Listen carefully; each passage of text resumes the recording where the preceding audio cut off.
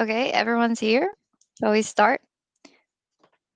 Good afternoon, everyone. Welcome to the New Space Panel, which is a part of the series organized for the World Space Week. Let me introduce myself. I'm Jillian. I'm an aerospace engineering student at TU Delft, and I've taken a year off of my studies to work full time as chief engineer at Lunar Zebro, which is a project at our university in which we're building a nano moon rover with a team of students. Now, let me introduce you to our speakers, starting with Kartik. He is an aerospace engineer and a planetary scientist, and he is the co founder of Satsearch, the global marketplace for space. Their platform is a central and easy place to find space technology products, connecting space suppliers and customers across the world. Then we'll hear from Dimitra. She is a part of the International Institute of Air and Space Law at Leiden University, where she's also a PhD candidate. Her PhD is on the legal and policy aspects of space big data, and she focuses on topics like space data policies, cybersecurity and privacy in space activities, and space resources government. And lastly, we'll talk to Jerre.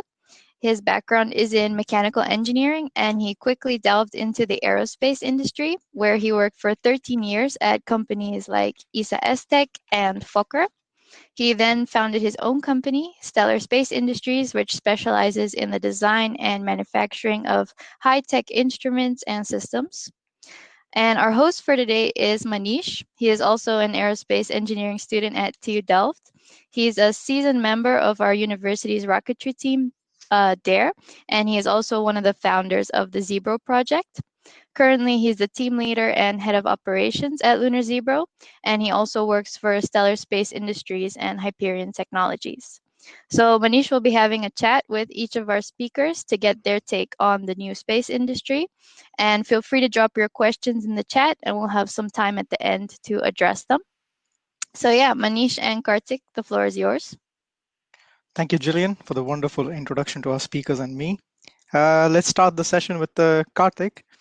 So Kartik, as the session topic is new space, can you say something about what defines a new space company?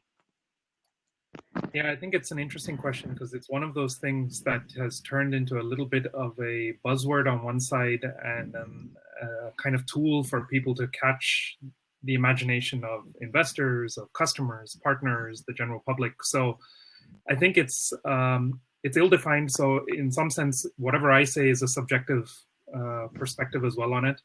But I think what really distinguishes new space from, because the contrast to new space must be old space, right? So there has to be something, if there's new space, there has to be old space. So, you know, you can talk about a lot of different things relating to technology, to costing and finances, to legal. But I think what really, for me, defines new space is a different way of thinking about space.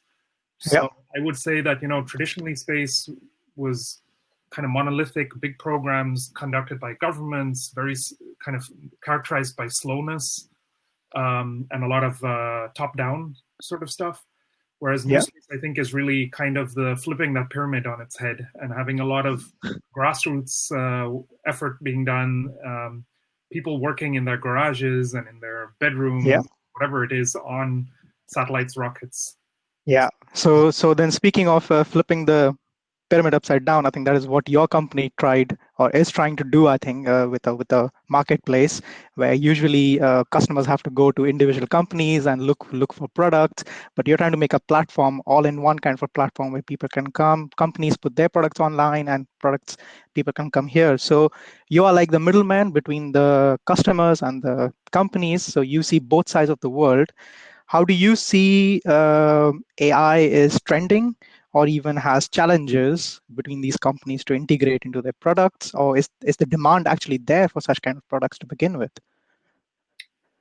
So, you know, as we've previously discussed, this is another, to me, kind of vague term. I think you have to define and be on a common ground when you're talking about AI. So, yeah, I don't know, if you're doing a linear regression, I guess you could call it a form of AI. So, yeah. But you know, there are places where, if you think of what people generally refer to when it comes to AI, which is, you know, sort of neural nets and using kind of computing power to take away human effort and maybe automate tasks and more intelligent tasks. then there's definitely room in the space industry for that kind of work. There are companies working towards that.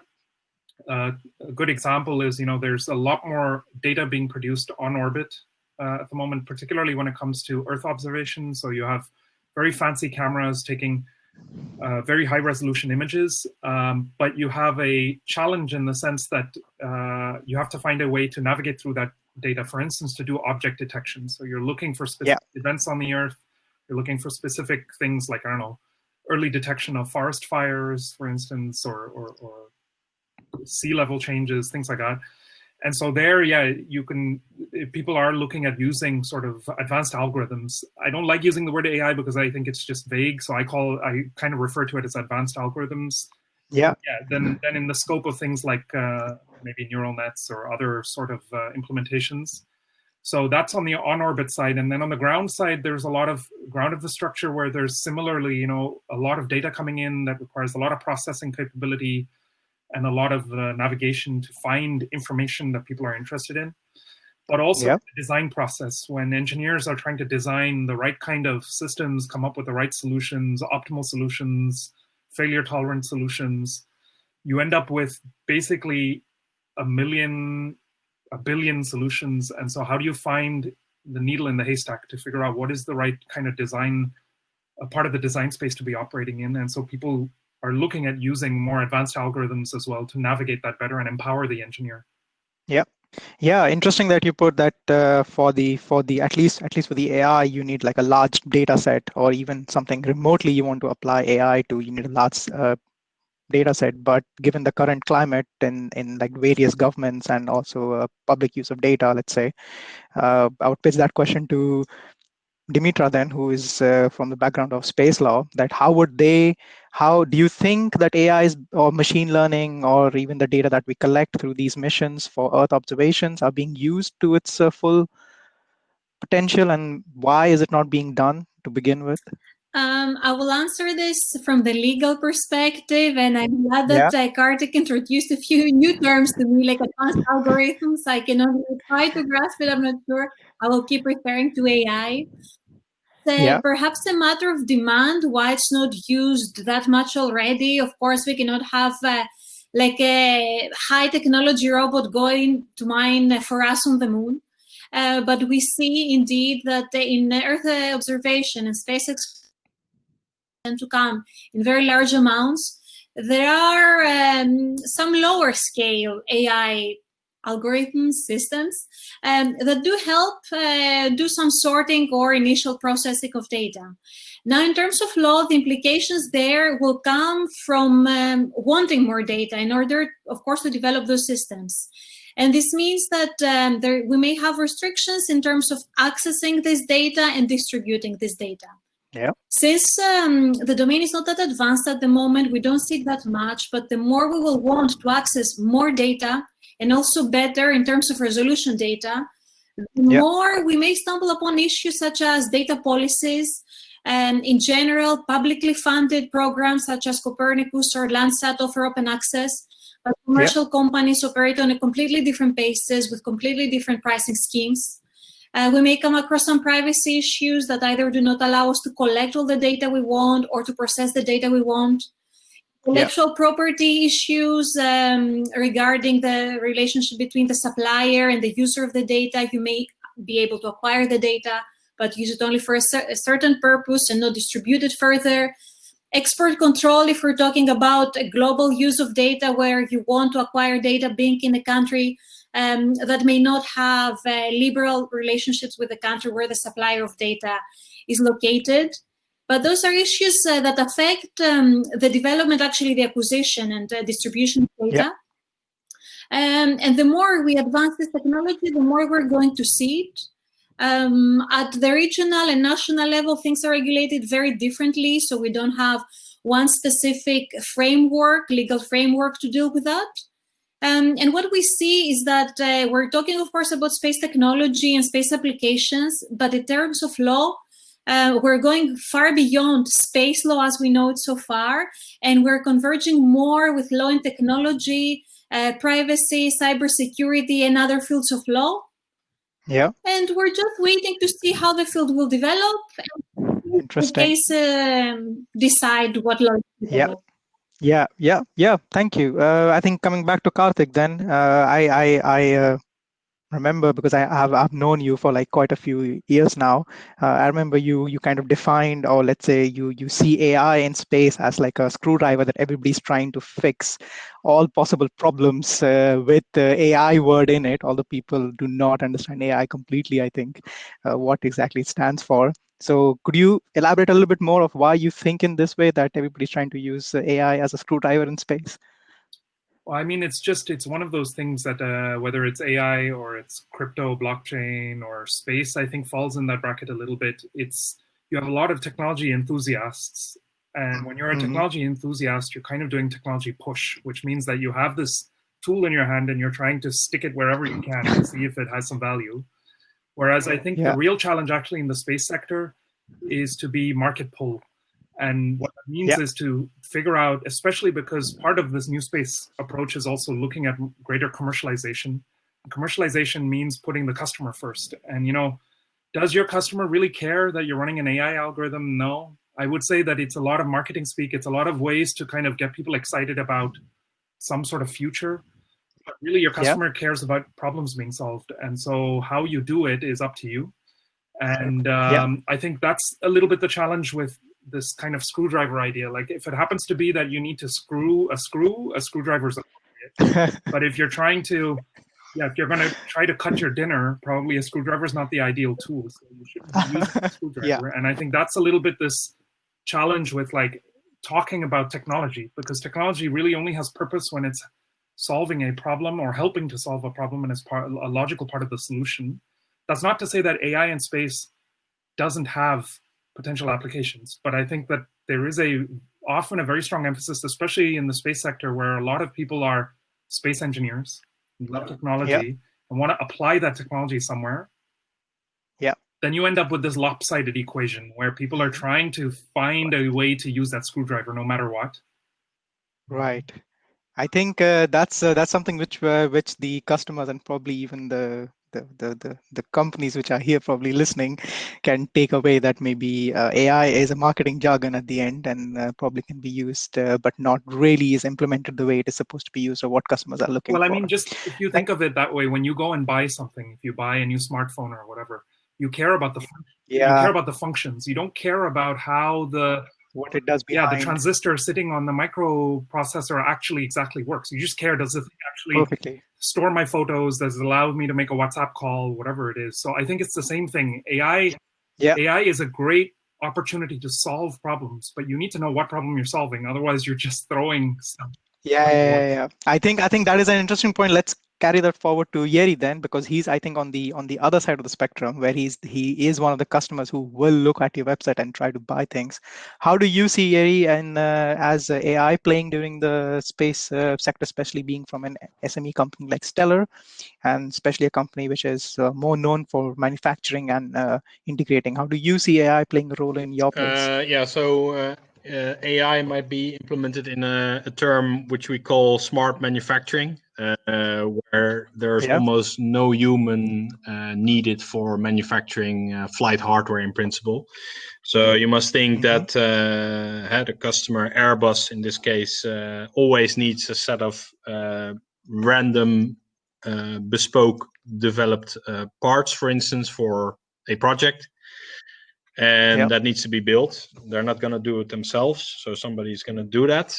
And our idea was basically that Airbus has like a Dropbox folder where they drop in all their parts, and they get basically a quote on their go. And if they press go, basically a robot arm will activate itself, chooses the right material, the right sizes, and pushes that in the machine. And basically does all the measurements also in machine, and it comes out one and done. Right. Yeah.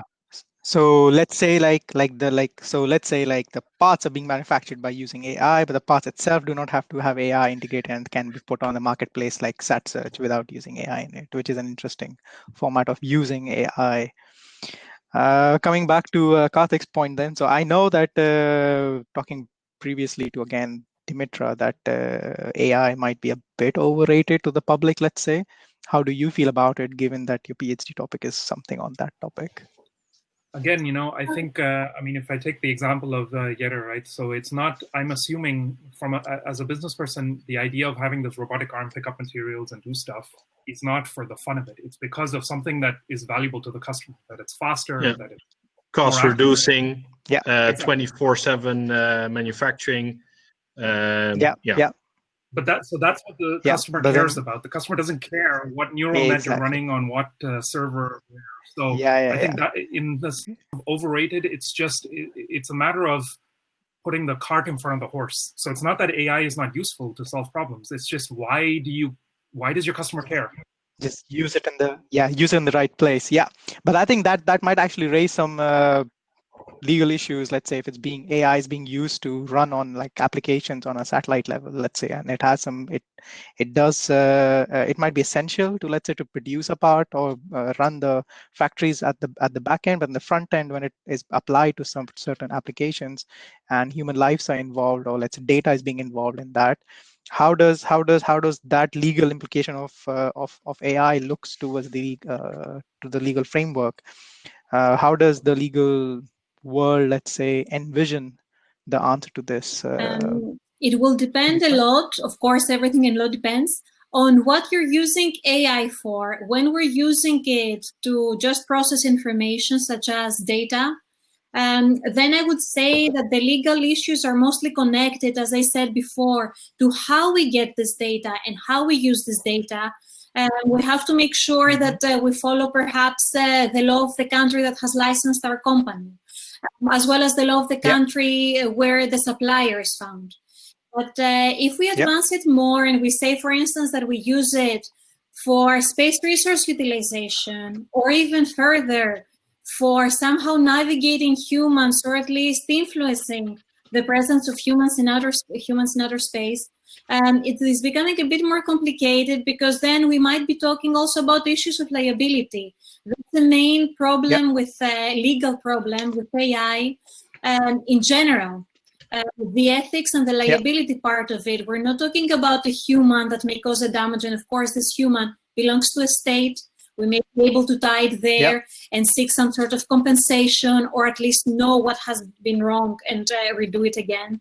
And all these issues, fortunately or unfortunately, are not very well defined, either in space law or in other fields of law, either. What we're doing there is think what each mission is about and what we can do, how we can interpret the legal framework we have to make sure that things do not go wrong. And if they do go wrong, at least we have some mechanism to remediate part of the damage. But all this is very new. And it depends also a bit, because we're talking about intelligence. That's a good thing. It's intelligent for a reason. It must be helping us for something. And that's also what regulation does. It's limiting. It seems sometimes a bit discouraging, but it's there to help us. We haven't found this conjecture yet, AI in space, what are the legal extensions? But it depends a lot on what we're using it for.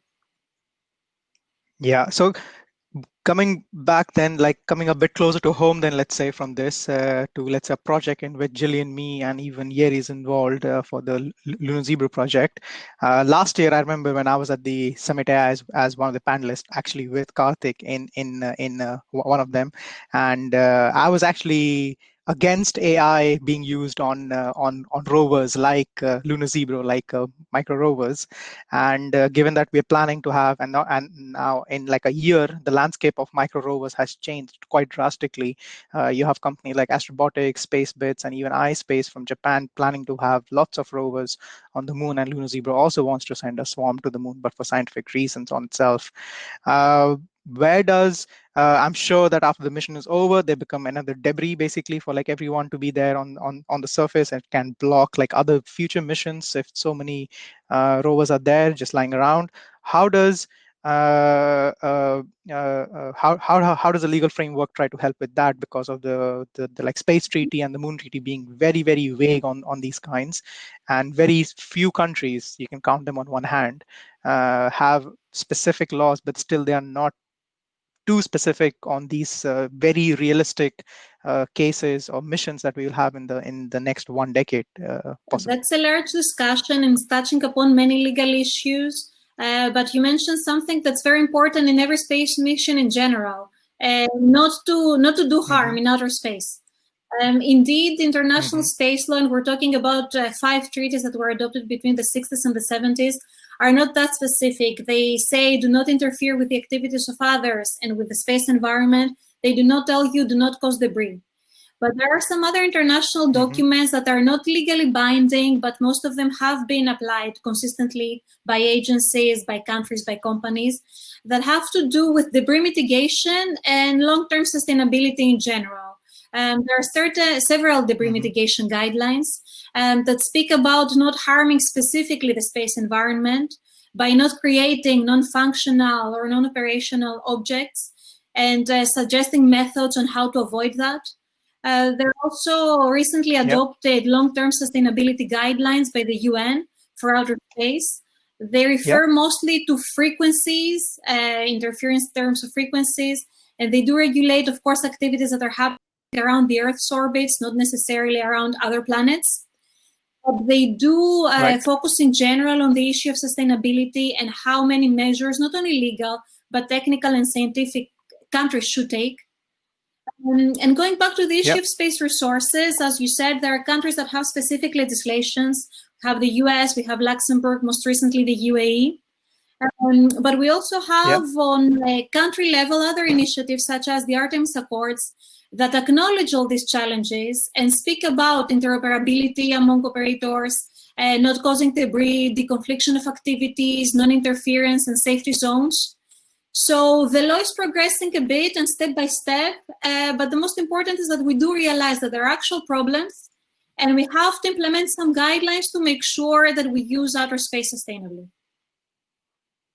Yeah, okay, perfect. So given that a lot of AI is also still being used outside of the space law, let's say a lot of legal is using AI, let's say, to hand off, in general terms, let's say tickets and all that stuff, booking. Do you still think that companies should, like a space company, like SME company, should still hire a space lawyer and a human space lawyer and not an AI space argue lawyer? Otherwise. Important. First of all, it's important practically speaking because at some point you may end up with a problem that will make you think I should have hired a lawyer in the first place. But it's better for your design, the design of your mission, to know in advance what you want to do. And I can guarantee you that there's always a solution, even if it means that you modify like 5% of your initial plan. So I want to pass this positive message, trust the lawyer, just communicate very well.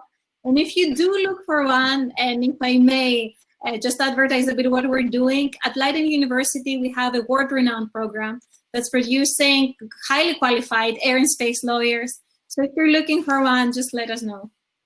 Yeah, perfect. That's great. So people can always contact you here. Jerre, just to wrap it up, I think we have around like 8 to 6 minutes of talk left. I think Jerre, just wrap it up for everything. Going back to what I had asked Kartik in the starting, that what defined new space, and I think you kind of your company, Stellar Space Industries, kind of falls in this domain of new space company. What kind of support do you feel that big organizations like ESA, or even from the lawyers or marketplace for like the company for Satsearch Kartik has? What kind of support, or what kind of combination of product flow would you see between these different industries, let's say? Because at the end, aerospace is a huge, big complex of various different kinds of industries integrated as one, trying to accomplish a goal. What is your take on it? And just to end it then, how do you think the role of AI is? You already defined AI can be used to speed up and make manufacturing easy, but how does it go all the way down to the downstream to the customer? Huge question, Maneesh. So let's break it down. So first of all, let's break it down. Regarding new space, so that's a commercial segment, mostly run either on own power or investment money. So you have a choice of being fully focused on a single product that you're selling or a service. So for us, basically, our government for supporting. So in which case we've got several products that we're developing with ESA. That's basically almost always government funded. And the reason is that the larger clients won't buy it at the lower TRL stage. So you need to bring it up to a phase where it's sellable. So that's one. As where companies like Satsearch could participate in is all the components, necessary components, could be basically viewed there and actually easy accessible and be integrated. And being a new space company, you could apply your own rules. You could, from my own experience, you have a baggage of background experience which you apply, minus the 60,000 signatures you need to get if you change something. So accelerating projects, knowing the knowledge that you gained with industry, applying it is very important. Companies like Satsearch make it easier for us to set up a relationship with other companies as well. Moving on to the university, you also said. You always are reaching out to universities for new networks. Space law in general is showing also all the problems that we don't see as engineers. And especially with law, something always pop up that you have not think of. And the lawyer is there to guarantee you will see that. Especially me, I don't like to read a lot of contracts. You do need to read them because as soon as you signed it, you might have a problem. So they're very important and later down the line. I hope that covers most of the things of your question. Yeah, I think that covers my entire 1 minute question. How we do AI around this? Yes. It's a good question. I don't have a good solid answer for that, but Yeah, because you mentioned that you don't like reading contracts. That's something where AI can help you before we get a actual in-person lawyer, just to get all the mistakes and kinks and everything out. I don't know if there's a software available in like the market, but I think that would be quite interesting to see. So somebody who is out there very good in software or is looking for a new company idea, this is it. SMEs need a little bit of AI help, especially on the legal side, and maybe even AI to hunt down the right person to do your job to begin with. Okay, I think this is it. I think we can enter the Q&A round now. I don't know if Kartik, do you want to have last word to add? Yeah, I mean, buy my products. Which is perfectly fine. No, what I wanted to say is I think, this, so as we were on the panel at the summit last year, and, I kind of see this abbreviation AI pop up all over the internet and, even in on TV and stuff like that, you see all kinds of forms of AI pop up. And I think it's a kind of thing where if it's used the wrong way and kind of employed the wrong way, then it either is not value adding or it can be value destroying. But if it's used the right way, then I'm sure, there's a bunch of problems that we can solve. So I think it's kind of the devil is in the details. It's this idea of can you apply AI? I think it's the kind of question like, can you become rich? I mean, sure, if you work hard, you get lucky, you do something. I don't think it's like it's a rule that's very hard and fast. It really is dependent on the context and what you mean by AI and what you're applying it to. And I think space, in that sense, is no different than the rest of society. Space is really just a place, right? And so you can do business there and you can live there and you can work there just like you can on the land or on the high seas. So I'm not very much in favor of the idea of, AI and space, because I think it kind of makes everything seem very niche. I think what we should be talking about is how do we solve all kinds of problems in society, and then maybe it'll be using some space technology, space assets. Maybe it'll be with some AI algorithm, or maybe it won't. And so basically, I think it's open. It's open to interpretation, and so as a kind of a closing note, that's my main view. I'm very neutral about the AI, about the idea of AI and space, because I don't think you can have a general view. It really depends on what you're doing. That is true. That also depends on where you come from. Perfect. Nice. It's a nice roundup to the whole session. I think all the audience who is watching, if you have some questions, you can always type it out in the chat, and we'll pick it up. But as I see now, I have only one question right now from Cohen, and he would like to know. I think I'll open it to the panel, everyone. How do you see the economic consequences of space exploration and commercialization? I think these are two really separate standpoints, because space exploration is mostly done on the name of science, and that has a whole different benefit, and commercialization is a whole different game, and that's how all the SMEs play for. They are intertwined to a lot of places, especially because it allows for development of new technology and you spin out companies from it. But let's just start with the space exploration. So how anybody can just pick up the question then. So how do you see economic consequences of space exploration? The NASA has a huge roadmap to go from moon to Mars and then go for deep space missions. For the first time, we also went towards the sun, our own star. How do you see that more ambitious science missions, maybe like Hayabusa 2, and even the OSIRIS-REx, which is going to touch down for the third time on an asteroid? How do you see these extreme, very ambitious missions having economic consequences right here on our planet?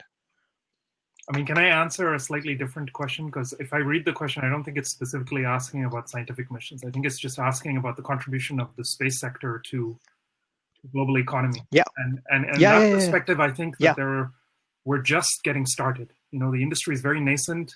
It has also been very niche for a very long time. The last 60 years or so, you're talking about a small fraction of the population that has been actively involved, but in a lot of ways, the broader population benefiting from it, right? Whether you're talking about the use of GNSS or even Earth observation or general navigation technologies. So, and SATCOM, of course. So I think that I would look at it. So the way I like to think of it is the same way, you know, when people left Europe to the Americas, there was an element of economic expansion, right? And the new world. And so I actually don't think that going to space is very different than that. Okay, it's maybe harder in some ways today because you can fly to the US and you don't think that you're taking a voyage of discovery every time you get in an aircraft. But when they did that several hundred years ago, it was, right? You didn't know whether you would return or you would make it. And I think space is just an extension of that. It's an extension of our arm as humanity to explore and go further. So yeah, and I think I mean Jillian is studying aerospace, I'm studying aerospace, and we all are in the aerospace industry just because we're doing all these space exploration and commercialization. So that's great. I think Jillian also has a question, and I'll just ask it on her behalf. And I think this is pretty much a question probably everybody has on their mind, but is just not asking. How have SMEs coped up with the current COVID-19 situation? So I'll first ask this for Jerre. So Jerre, I know that we are a very small company. Manufacturing means that you have to be in person there.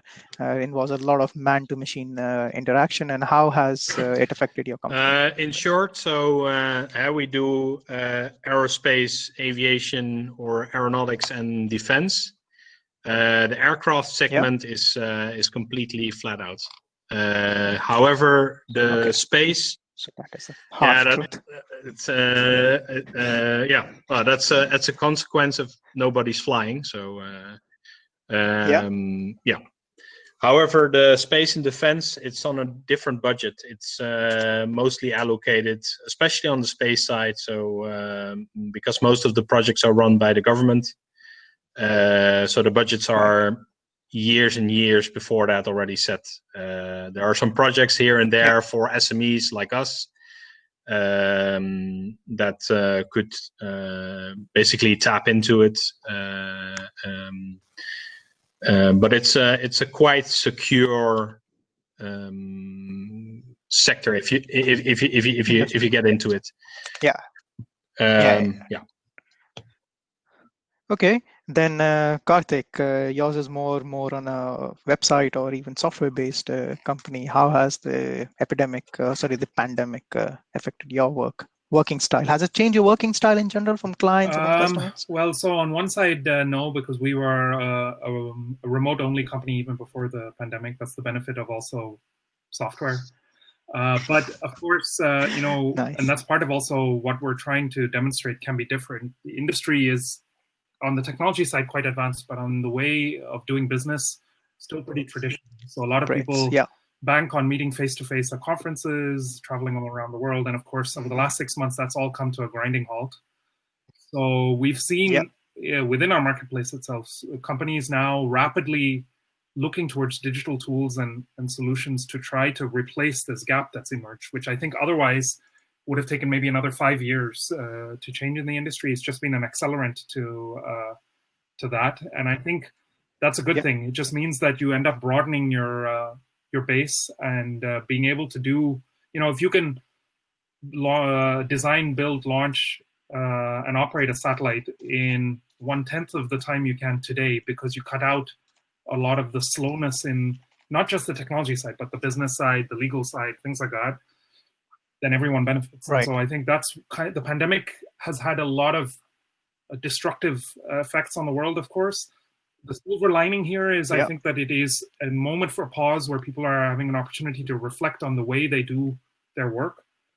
Particularly in the space industry and amongst SMEs, what we see is companies reflecting on, okay, in this new reality, how do I reach my customer? How do I communicate my value? How do I And that I think is exciting, because it's actually a forcing function on getting the industry to move towards something that's much more agile and nimble.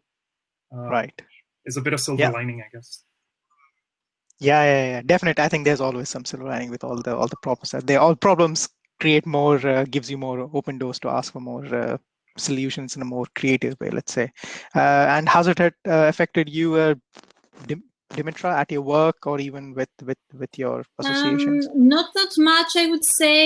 Again, teaching has to do a lot with online interaction as well. We just had to find new methods. And you can also look at it as a positive experience in that you can include way more people when you're offering, for instance, online education. You may attract people who are not able to travel. But connected to the previous discussion, and because we spoke about the economic impact of space activities in general, on a more positive note, we saw specifically that with the pandemic, there were certain space applications, Earth observation, connectivity via satellite that contributed majorly to managing this pandemic. So this could also signify something for space companies for the future. Attaching some sort of societal benefit will always make your company relevant. That's a win-win for both, but this is also perhaps the reason that some space companies, of course, everyone, professionally and personally has suffered consequences, but that's the reason that some space companies were not impacted as much, and they even continue growing. Right. So I think because it's the World Space Week, or the World Space is going to come up in a few days, I think it's nice that we have some satellites in space keeping us connected throughout the extreme ends of the world. I think we have about 2 more minutes left, and I think I will leave the last few words to who actually started the meeting. Jillian, I think thank you all, by the way, for all the speakers here. It was incredible catching up again with you online, and thank you, audience, from my side at least. And I'll leave the floor to Jillian to end it all. Yes, thanks Maneesh, and thanks Dimitra, Jerre, and Kartik for being our speakers today. And thank you to everyone who took the time to watch our panel. If you enjoyed this New Space panel, then you can consider joining our online community called Spacefluencers. I've left a link in the chat, and there you can find more events like these and also more people who are interested in the space community and industry. So yeah, thank you for being here. Yeah, and I would like to encourage everyone to also join our next panel, which is on the space education and youth participation, which is being hosted by Sweers, and he's also part of the Spacefluencers. So I hope we see all the audience members in that panel. Thank you, everyone, and have a nice day, and we'll catch up later soon. Bye-bye. Bye. Thanks.